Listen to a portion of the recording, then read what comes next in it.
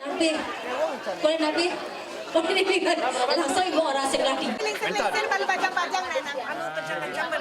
Selain memberikan pemeriksaan kesehatan secara gratis seperti cek tekanan darah, pemeriksaan gula darah, dan pembagian kacamata gratis, safari kesehatan paket Badung Bagus diisi dengan konsultasi kesehatan secara niskala dari tim Ayurveda.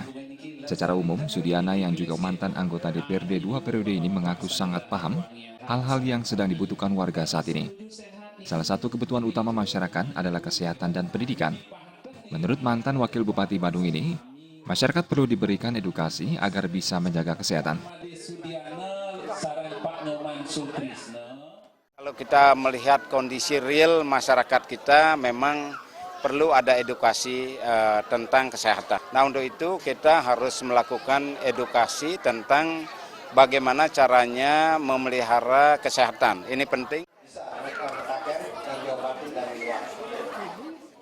Sementara Nyoman Sutrisno yang pernah menjabat Ketua Komisi 4 DPRD Badung, bidang pendidikan ini menyatakan, demi mewujudkan Badung berwawasan, program Badung Bagus di bidang pendidikan akan menyasar seluruh anggota masyarakat terutama generasi muda, agar tidak kalah saing dengan daerah-daerah lain. Nah, ini kebetulan kami Ketua Komisi 4, ini tentang pendidikan apa yang berkait dengan sumber daya manusia, ini sangat penting, ini fondasi bagi masyarakat Badung. Tokoh masyarakat Imade Astika berharap program-program Badung Bagus mampu membangun Badung menjadi lebih baik ke depan.